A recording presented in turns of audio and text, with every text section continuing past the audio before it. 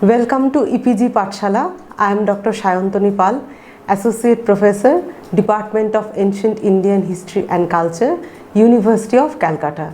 Today our subject is Indian culture. The paper is Indian numismatics, and today we shall be discussing on the post-Gupta coinage of North India, the various types and the regional variations of the coins. Now here are the learning objectives. First, the introduction, in which we shall discuss upon the general features of the post-Gupta coins. Then we shall discuss the major coin types of North India.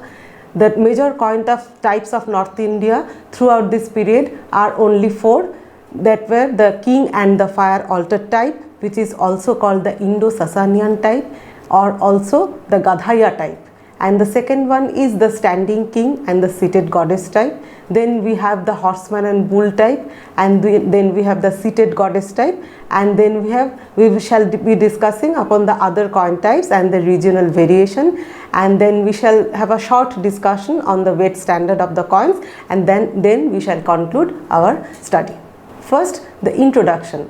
The post-Gupta coinage. Now we should make it clear at the beginning that the post-Gupta period is also called the early medieval period, which extend from the 600 to the 1300 CE. Now the post-Gupta coinage, if we do not want to use the dynastic label, then we should call it rather the early medieval coinage. Now the early medieval coinage of North India offers a striking contrast to its immediately preceding period. The artistically superior gold and silver coins of the Indo-Greeks, the Scytho-Parthians, the Kushanas, and finally the Guptas were replaced by base silver. By base silver we mean degraded and mixed silver coins with copper, the copper coins and the mixed metal coinages. So have you seen the very good quality gold coin? Please remember about the very good quality gold coins of the Kushanas, the Guptas. They immediately attracts our attention. But in this period, the normal looks of the coins are not at all good. So they are called the degenerated and degraded coins. Now the shapes and the devices degenerated to a great extent. There was a dearth of coin types. By dearth of coin types we mean there were several types of coins issued by individual ruler in the earlier period. As for example, for the Kushanas, Huvishka or Kanishka, each one of the ruler issued several coin types. Even during the Guptas, Samudragupta, Chandragupta II or Kumaragupta I, each had issued more than 6 coin types. Even Kumaragupta I had issued as many as the 14 coin types. But in this period, the rulers were not at all interested in issuing several coin types, rather they liked to continue the earlier coin types. So throughout this whole period from 600 to 1300 C, we have just 4 coin types, major coin types circulating throughout North India. For the whole of North and Northwest India, as far as the Kabul Valley, there are only 4 major dominant coin types for the whole period between the 6th to the 12th or 13th centuries. So these are the major coin types of North India. We shall begin with the horseman and bull type, which belongs to the northwest, which were issued by the Hindu Shahi dynasty in the Kabul Valley. Then we will discuss upon the standing king and seated goddess type, which is another major coin type, which was issued by the rulers of Kashmir throughout a long period, perhaps continuing for more than 500 years. Then we shall discuss upon the king and fire altar type, which is also called the Indo-Sasanian or Gadhaya type, and then at the end we shall discuss upon the seated goddess type, which were initiated by the Kalachuris in the central India. First, the horseman and the bull type. The Shahis of the Punjab and the Kabul Valley, who ruled between circa 850 to 1026 CE, they issued an extensive coinage bearing all the coins are in silver or they are in mixed metal called Bilon. Now what is Bilon? Bilon is a silver alloy with a high copper content. So these are the metal in which the Shahi coins are all issued. They bear on the obverse the bull and the horseman. Now the bull horseman type had a wide geographical distribution outside the Shahi kingdom, that is the Kabul Valley, and it was continued through a long period. The horseman and bull type was first issued by Spalapati Deva. He belonged to the 3rd quarter of the 9th century. Now there is a confusion regarding the name Spalapati Deva, whether it is a personal name or it can also be a designation. Spalapati is derived from the Iranian type Spadapati, which probably means the commander. So Spalapati may also be an adjective or it may also be a personal name. Now they bear on the obverse a recumbent humped bull with a trident mark on its rump and the legend Sri Spalapati Deva on the obverse. The reverse bears a horseman to ride with a long lance in his right hand and an indistinct object on his left hand. Some Brahmi letters are seen on the upper left corner of the coins. The bull and horseman type, which was thus introduced by this Spalapati Deva, was adopted by some of his successors like Samanta Deva. Now there is again a confusion regarding the name Samanta Deva, whether it was a personal name, because Samanta Deva may be a personal name, or else Samanta means feudatory or subordinate. So he may also be a subordinate. So Samanta Deva may also be an adjective like Spalapati Deva. The coins of Samanta Deva bear the legend Sri Samanta Deva on obverse and the letter V along with numerals on the reverse. They had a wider distribution than the coins of Spalapati Deva over North India, Afghanistan and even in Europe. The coins bearing the name of Samanta Deva are widely divergent in their forms, fabric and execution, which will again indicate that all the coins bearing the name Samanta Deva were not at all issued during his name and by himself. They were probably continued by his successors and by several dynasties of North India and the other parts of India who probably imitated his coin type. Now these are the coins, horseman bull type coins of the Shahis. First, in the upper side we have the coin of Spalapati Deva. On the obverse you can see a seated bull, a beautifully engraved seated bull in high relief, and the legend is over the bull Sri Spalapati. And on the reverse you have a horseman, he is holding a long lance, and there is a Brahmi letter on the left upper side of the coin.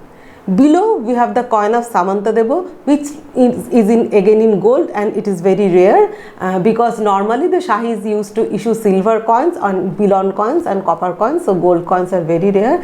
This coin of Samanta Deva again bears the horseman, and to the on the reverse there is a seated bull engraved in very high relief. This is another feature of the Shahi coins.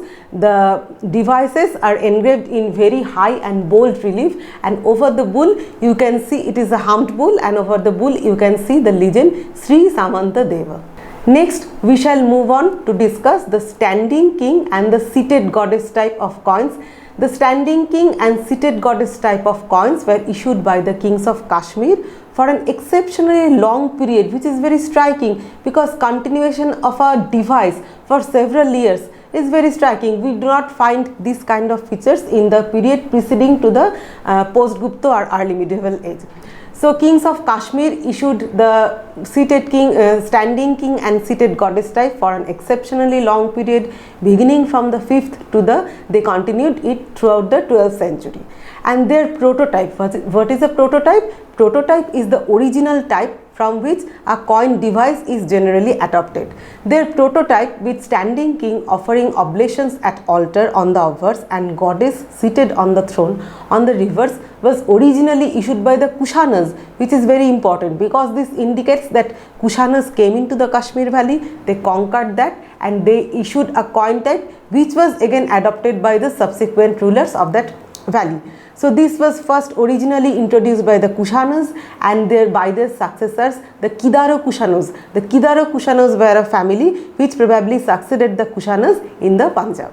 Now this is a coin containing the legend Kidara. On the obverse, this is a gold coin. As you can see, on the obverse the king is standing facing and he is sacrificing at an altar. You can see the altar at the left field of the coin, and under his right arm there is written the Brahmi legend Kidara. Only the key in very high bold relief is clear, and under his arm and Kushana is written to the left.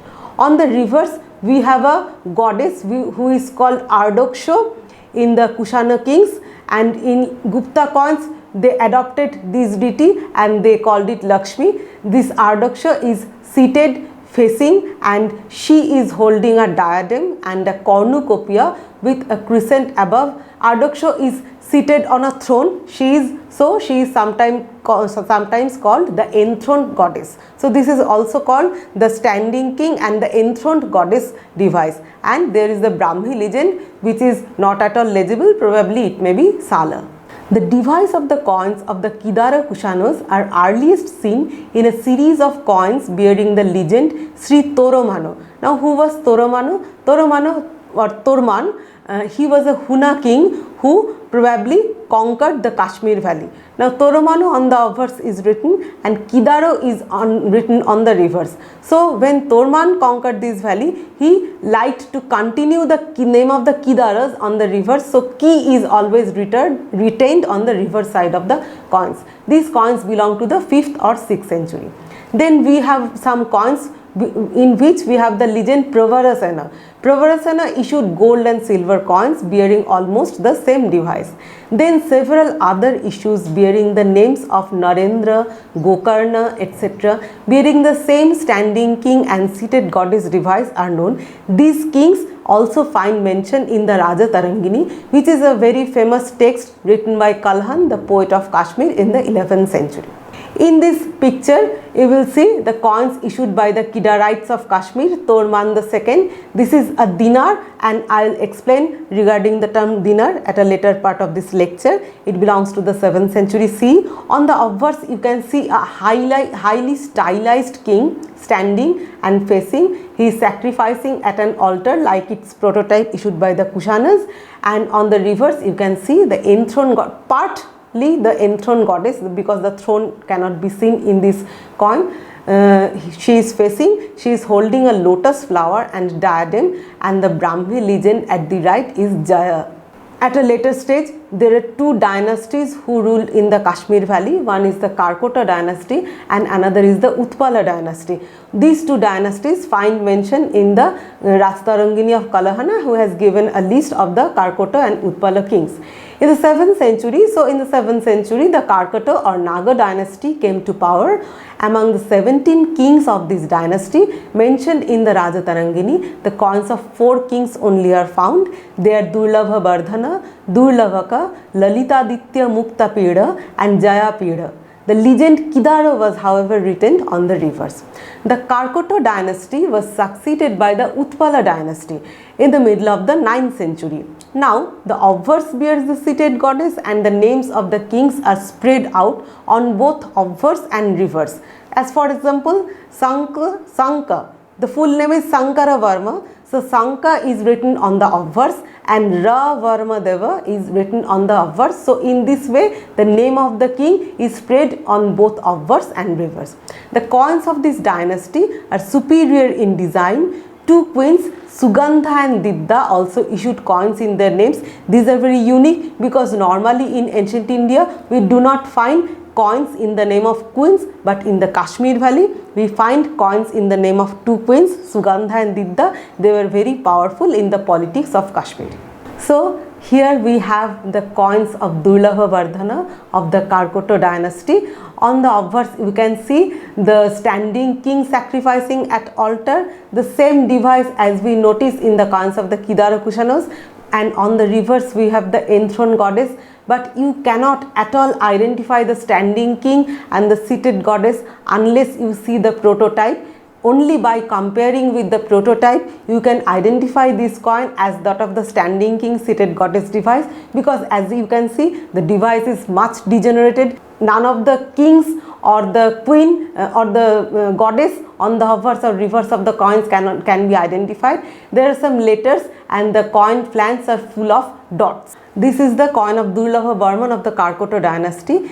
Below we have the coins of Kshemagupta and his queen Didda. Now this is a joint coinage as you can see. So they contain the legend Di Kshema. This coin belongs to the Utpala dynasty. On the obverse you can see the same stylized king, and on the reverse you can see the enthroned goddess who is not at all identifiable. Only her Karna Kundala is you can recognize on the field of the coins, and the throne is not at all shown on this coin.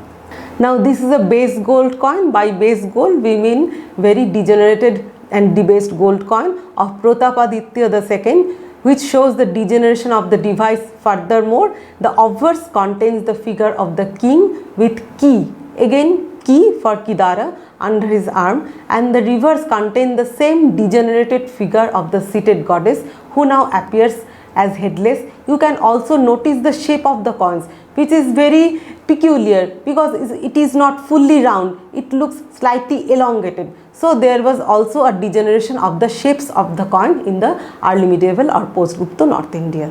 Now we shall move on to discuss the third major coin type, which is called the king and fire altar type, or the Gadhaiya type, or the Indo-Sasanian type. So we have three names for the same coin type. Now a particular type of coins circulating roughly from circa 500 to 700 or 1200 CE in Rajasthan, Malwa, Gujarat, Western Deccan, Uttar Pradesh and Bihar is known as the Indo-Sasanian type. Why this is called the Indo-Sasanian type? Because this type were originally issued by the Sassanid kings of Persia, and they were adopted in India. So these coins are called the Indo-Sasanian type. It refers to the coins minted in India with debased imitation of the Sasanian bust on the obverse and fire altar on the reverse. Now the fire altar is considered to be very sacred by the Sasanians, because the Persians were fire worshippers. So their coin always contain the fire altar on the reverse, which is again placed on a very high altar to indicate its sacredness, and it also contains two attendants on two sides. So all these are to indicate the sacredness of the fire altar as an item of worship by the Persians. Popularly, the term Gadhaiya is used to designate the coins containing rude imitation of the Sasanian bust on the obverse and lines and dots suggesting the fire altar on the reverse. However, sometimes the term Indo-Sasanian is used for the whole series in general. So we may call the whole imitation series which were issued in India in imitation of the Sasanian type, Indo-Sasanian, or else we may call the whole series as Gadhaiya. Where do we get the term Gadhaiya? The term Gadhaiya is found in several early medieval texts. The name of one of these texts is Upakesha Gatsa Pattavali, which we get where we get the name Gadhaiya. So Gadhaiya coins, maybe these coins on the obverse, the bust probably looks like an S, and so some scholars suggest that these Indo-Sasanian coins should be identified with the Gadhaiya coins mentioned in the early medieval texts. Now the origin of the Indo-Sasanian type, this is again an interesting issue. The origin of the coins goes back to the coins of the Sasanian king Feroz of circa 457 or 459 to 484 CE. The white Hunas, who came from Central Asia, they were a branch of the Hunas. They were also called the Ephthalites. They adopted this coin type after conquering the kingdom of Feroz in circa 488 CE. These coins are thus called the Hephthalo-Sassanid coin. So combining these two terms, the Hephthalites and the Sassanians, we call it the Hephthalo-Sassanid coins. On them, the king wears a headdress adorned with a buffalo head and wings on either sides. The imitation series was started probably by the Hunas in circa 500 CE or a little later. Initially, the Indo-Sasanian coins were struck in silver like its prototype, but later debased silver. I have already explained the term debased, which means degenerated and mixed. Debased silver or base silver, copper and perhaps Bilon coins were also issued. The Hunas were they who brought this coin type in India. However, after their decline, these coins continued to be minted by several Rajput dynasties. Now the Rajput dynasties probably began their rule from the 8th or 9th century CE, and they are spread out throughout the whole of western part of and the central part of India. Who are the Rajput dynasties? Normally the Gurjar Pratiharas, the Chandellos, the Gaharwalas, or Kalachuris, they are called the Rajput dynasties. So these were continued to be minted, these coins were continued to be minted by several Rajput dynasties, and gradually they grew thicker and shrank in size. Ultimately they became very small coins, they become dumpy and appeared like pellets. Their size grew to 0.5 to 0.6 inches, so very small tiny coins. It has been suggested that the reduction in size was made to meet the local requirements, as Western Malwa or Central India was familiar with the Kshatrapa or Gupta silver currency of this size. So this is the Sassanid coins or Sassanian coins. This is a silver drachm issued by Shapur II, the Sassanian king of Iran, in around the 4th century AD.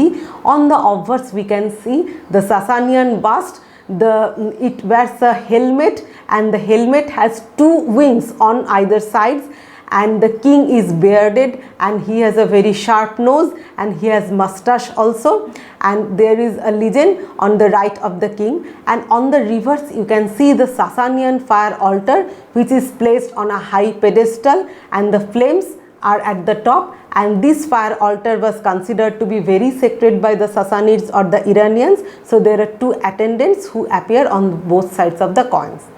This is the Sassanian issue of Firoz of Iran, or 457 to 484 CE, and this was probably adopted by the Hunas, because when the Hunas came to his kingdom, they conquered his kingdom, they killed Firoz and they adopted this coin type. So in these coins of Firoz we have also we have the same Sassanian bust on the obverse and fire altar on the reverse. So now this is the silver drachm of Hepthalite or white Hunas in the Punjab in circa 6th century CE to 12th or 13th century. This is the Dramma of Western India. By Dramma we mean the term Dramma is again found in the Indian text. By probably this term was derived from the Greek term drachm, which meant coin. A coin which weighed around 67 grains were called drachm by the Greeks. The same weight standard was also adopted by the Sassanids, so their coins are also called the Dramma, and in Sanskrit this Dramma has been adopted in the text. These are the several stages of degeneration of the bust on the obverse of the Gadhaiya or Indo-Sassanian coins. In the very first picture you can see the bust on the obverse, which looks like almost like the Sassanid bust. On the reverse you can recognize the fire altar, but only one attendant can be identified, and also look at the shape of the coin. This is very degenerated and it is not at all round, and below that you have the second stage of degeneration. In this second stage you have the cheeks on the bust only prominent, and the other features of the bust it is not at all clear, and on the reverse you have the same fire altar which is very stylized, and also look at the shape of the coin which is again not at all round. In the early slide please. In the upper right side you can see the degeneration of the device on the Gadhaiya coins. On the both the sides are full of dots and writings, and on the obverse the cheeks of the bust are again prominent. The bust appears to be bold, and on the reverse we have a very stylized version of the fire altar, only represented with lines and dots. You can recognize the receptacle of the fire but not the flames, and the the pedestal on which it stands has been indicated by 3 horizontal lines. And at the end, at the right lower corner, you can see the further degeneration of the bust and also the fire altar, which is not at all recognizable. Only the receptacle and the flame has been represented by dots. The pedestal or the stand of the fire altar does not at all appear on the coin. This is a sub-series of the Gadhaiya coins. These belong to the class of inscribed Indo-Sassanian coins with fire altar. The first coin on the upper half has been issued by Gurjara Pratihara king Bhoj I, who had this epithet Adi Varaha. So these coins are called Adi Varaha Dramma, and below we have another Dramma, the Vigrahapala Dramma, which was again issued by the Gurjara Pratihara king Vigrahapala. These two coin names appear in one of their inscription of the Gurjara Pratiharas, which is called the Siyadani stone inscription. There we have several coin names, and there we find the mention of Adi Varaha Dhamma and Vigrahapala Dhamma. On the Adi Varaha Dhamma, on the obverse, you can see a very beautiful representation of Vishnu in his Varaha avatar, and on the reverse you can see the legend in the name of Adi Varaha. The legend is Srimad Adi Varaha, and you can, why do we call it a Sasanian, a subseries of the Indo-Sasanian type? Because on the reverse it contains the Sasanian fire altar, which you can recognize just below the legend Adi Varaha, Srimad Adi Varaha. And below we have another interesting coin type which was issued by Vigrahapala of the Gurjara Pratihara dynasty. On the obverse you can recognize the Sasanian bust, and on the reverse you have the legend Sri Vigrah and the fire altar. So these are called the Vigrahapala Dhammas. The Adi Varaha Dhamma, what are the Adi Varaha Dhamma? The Gadhaya coins influence the coinages of its area of circulation. The influence of the reverse device is noticeable on one side of the series of coins struck mainly in base silver and also in bullion and copper, bearing a corrupt version of the fire altar and two attendants and the legend Srimad Adi Varaha. The legend refers to King Bhoja I of the Gurjara Pratihara dynasty. The Vigrahapala Dhamma is a class of coins in silver, bullion and copper, and in various sizes, again bear crude representations of the bust and altar with attendants and the legend Sri Vigrah on the obverse, which I have already explained. The legend refers to Vigrahapala of the same Pratihara dynasty. On some of such coins and on some of other pieces bearing the name Vinayakapala, who was the first or second Pratihara ruler of that name, the face of the board appears like that of an ass. Now the last and the fourth type, which is the seated goddess type. The seated goddess type was another dominant types of early medieval North India. It first appeared on the coins of the Kalachuris of Dahala. Dahala is in modern Bundelkhand. The coin type was introduced by Gangeya Deva, who ruled between 1019 to 1042 CE. The obverse bears his name Srimad or Sri Gangeya Deva, written in 2 or 3 lines on the flank. The reverse shows a seated goddess with 4 arms within circle of dots as border. The goddess is obviously Lakshmi. She is again adopted from the enthroned Ardaksha types of the Kushanas. She holds lotus in 2 upper arms, and the remaining 2 arms are spread out at her sides. She is seated cross-legged in the manner depicted on the Gupta coins. This is a coin of the Gangeya Deva. On the obverse you can very well recognize the seated Lakshmi. She is seated cross-legged. She has 4 arms, and this device is clearly adopted from the Lakshmi seated on the Gupta coins. And on the reverse you have the legend Srimad Gangeya Deva spread throughout the flank of the coin. The coins there are some debates regarding the coins bearing the name Gangeya Deva. The coins bearing the name Gangeya Deva are found in gold, base gold, silver, copper, and in various other metals. So there are a variety of metals in which these coins were issued, and they were again issued in various denominations like full unit, half unit, quarter unit, and 1/8 unit. They vary in their artistic merit. Some of are very high quality, while the others are very poor in execution. Thus, there is a controversy that whether all coins bearing the name of Gangeya Deva were issued during his reign, because we get so many varieties in their execution, in their weight. So there is some confusion regarding whether all the coins bearing the name of Gangeya Deva were issued during his reign period and by himself. Some of them could have been issued by their successors also without changing the name Gangeya Deva.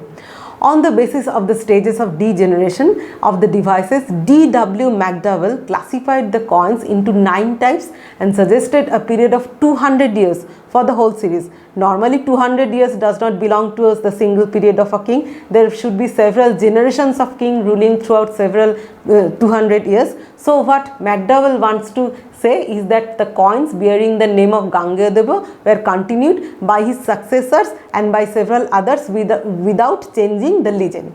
Now P.C. Roy on the other hand classified the coins bearing the name of Gangeya Deva into only 4 types, and he assigned them to a period of 25 years that fits well within the reign period of a single king. Apart from the Kalachuris of Tripuri, the seated goddess type was also adopted by the Paramaras of Malwa, the Gaharwalas of Varanasi and Kanauj, the Chandelavs of Jejakavukti. The Jejakavukti was in central India, the Chahamanas of Delhi and Ajmer, the Tomaras of Delhi, the Cholukyas of Gujarat, the Kachapaghatas of Gwalior, the Yadus of Bayana is in Rajasthan, and others including the Muslim conqueror Muizuddin Muhammad bin Sam, who is also known as popularly Muhammad Ghori. These are the Lakshmi types coins of Govinda Chandra of the Gaharwala dynasty, which you can very well see that it was actually copied from the coin device of Ganga Deva. Only the legend is in the name of Govinda Chandra, which appears on the reverse side of the coins, and below we have a very good quality gold coin, which is again issued by Muhammad bin Sam or Muhammad Ghari. This is also a Lakshmi type of coin, and this is very striking because normally the Islamic coins do not show any representation of the goddess, because there is a religious taboo in the Islam that you should not represent any image on the coins. There are some other minor coin types which we will now discuss. Apart from these four dominant coin types, some other types were also issued by ruling dynasties in different areas. The Vardhanas of Thaneshwar, of which Harshavardhana is a very well-known king, and the Maukharis of Kanyakubja adopted the silver currency of the Guptas, showing bust on the obverse and peacock on the reverse. These are the silver coins of Harshavardhana. We can very well recognize the peacock on the reverse and the bust on the obverse. These were adopted from the Madhya Desha coin type of the Guptas, which contains this bust and peacock type. And what is Madhya Desha? By Madhya Desha we generally mean the Gangetic Valley, which comprised of the present Bihar and Uttar Pradesh. And similar coin type was also adopted by the Maukhari king Avantivarman. Now we have some very well-known species from the Samatata. By Samatata we mean the southeastern part of present Bangladesh, comprising the present Kumilla and Noakhali districts of Bangladesh. This is a very striking and very famous series. These are in pure gold, as you can see. Why these are called the Samatata type? Because this is a very special type of coin. On the obverse you can see a king who is probably adopted from the archer type of the Guptas.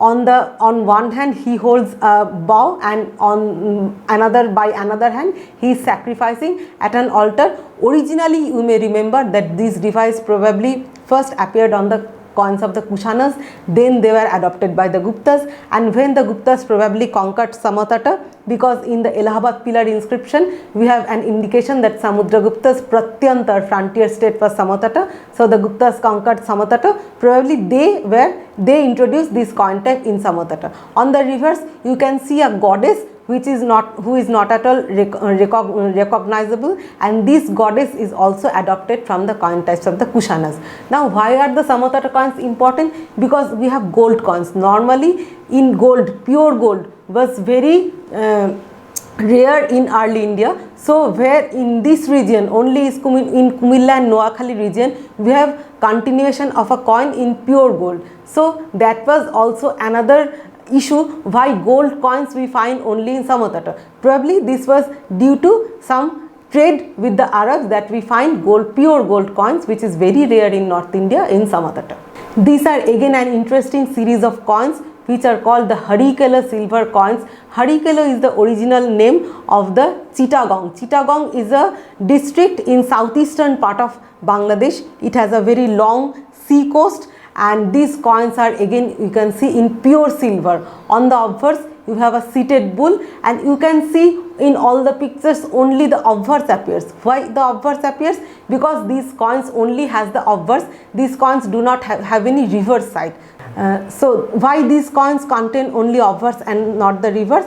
These coins followed a very specific process of minting, and this is called the repose system of minting. So these are called the repose coins, in which you have only the obverse, the reverse do not have any device. This is another interesting issue which are called bracteates of Harikela. These are very thin coins, and on the obverse you can see the seated humped bull of the same type. Now there are several other dynasties who probably tried to issue some coins of some other types. There are the Ratanpur Kalachuris, Ratanpur is again in central India. The Ratanpur Kalachuris issued coins with the figure of Hanumana on the reverse and another type with lion attacking elephant. The type Hanumana has some confusion, as Professor Shushmita Basu Majumdar, who has worked on these coins, he has the view that this is not at all the figure of Hanumana, rather these are the degenerated archer device which we originally find in the coins of Kushanas and later in the coins of the Guptas, which we have already seen. Another device of a cow sucking her calf on obverse and Vishnu in Varaha incarnation on reverse was issued by a ruler called Vatsadaman of the Shurasena dynasty in Rajasthan in the 8th century. Now this is the controversy of the Hanumana type or the lion slayer derivative. Now there is a common link between the Chandellas who ruled in Jajakabhukti and the Kalachuris of Ratanpur. Both issued this type but had their own regional derivatives. So in this period we have at least some attempts by the Kalachuris and the Chandellos to issue some original types going beyond the 4 major coin types of North India. These are the pictures of the 2 types issued by Sallakshana. Sallakshana is a ruler of the Chandello dynasty, Sallakshana Deva. On the obverse of the coin you can recognize the seated goddess, and on the reverse you can recognize the name of Srimad Sallakshana Deva. And below there is a coin which is the so-called Hanumana type, and which Professor Shushmita Basu Majumdar suggests that this is not at all the picture of Hanumana, rather it is the picture of the archer king adopted from the Gupta coins. This is a coin of the Ratanpur Kalachuri Jajalla Deva. On the obverse there is a tiger mounted on the elephant, so this is also called the Gaja Shardula type, and on the reverse we have the legend in Nagari script Srimad Jajalla Deva. Now the weight standard of the coins. The weight standards of the coins usually followed their prototypes. The standing king and the seated goddess type of Kashmir was adopted from the Kushana gold dinars, which we have already discussed. Thus they followed the dinar standard of the Roman ori of 122.9 grains. The Indo-Sasanian or Gadhaya coins known as the Drahmas again followed the Sasanian standard of silver dirham or 4.12 grams, which is again about 64 grains. The original Greek drachms, for which the standard had been adopted, was heavier, weighing 67.2 grains. So the silver dirhams of the Sassanid kings were rather lighter than the original Greek drachms. The seated goddess type also followed the same Drahma standard. However, some of them are below the standard of 64 grains. The silver, Bilon and copper coins of the Shahis bearing the horseman bull device followed the Karshapana standard of silver coins weighing 32 ratis, that comes to 57.6 grains. Now the conclusion. The post-Gupta or early medieval coins, as you can see, it is a period of mixed metal coinage, because in the earlier period we find pure gold coins belonging to the Kushanas, the Indo-Greeks, the Guptas. They issued pure gold coins or pure silver coins. But in the early medieval period you do not have the purity of the metal, rather it is called a period of mixed metal coinage, in which the base gold, base silver, Bilon were more popular metal than pure silver or pure gold. The types were limited. Now this is again a striking feature of the post-Gupta coins, that the coin types are very limited. For this period of 600 years we have only 4 dominant coin types circulating in northern India. So this is a very striking feature of the post-Gupta coin. When we have the rarity of coin types, please note that there was a rarity of coin types, but there were no dearth of coin, the volume of the coins. The number of coins did not decrease in their volume. The ruling dynasties were not interested in putting their portraits or highlight their activities through coinage. As for example, in the Kushana coins we find representation of the gods in various postures. We have the coins of one coin in which the king is emerging from among the clouds, or in the coins of the Guptas we have the king playing music, or we have the king as an archer, or the king is going to the war, riding an elephant, riding a horse, or the king in various moods, the king in relaxing on a throne with her queen. So in Gupta coins or in Kushana coins the kings were very conscious about their images and to represent them in various images. But in this early medieval coins, the kings were not at all interested in representing themselves in various poses or postures. Rather, they liked to continue the coin devices issued originally by one of their predecessors or by any other dynasties which they liked. Anonymity, which is the name do not appear on the coins. The names of the rulers or the issuers do not appear on the coins except in some rare cases, and not also in the full form. Sometimes, as you have already seen, we have only the initial on the coins. So anonymity was another feature, since many of the rulers did not issue coins in their names but continued the pieces introduced by their predecessors, and large number of coins were being struck even when precious metal was in shortage. It points to the necessity of coins in the general life of the people. Thank you.